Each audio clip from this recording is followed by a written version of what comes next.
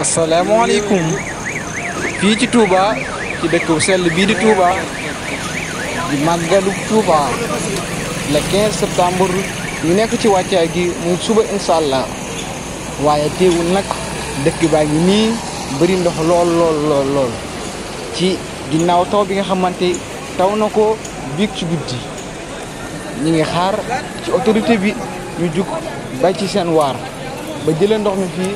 ba nit ñi mën a màggal ci jàmm ak salaam mën a màggal te kenn du xuus waaye yéen ko gisandoo nii ñu ñaa ngi xuus ci biir ndox mi oto yi di xuus te lii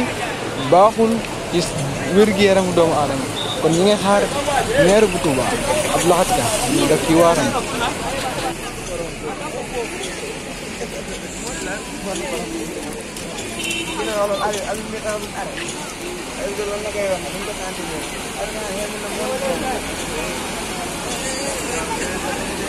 Ayo, me lagi Dakar.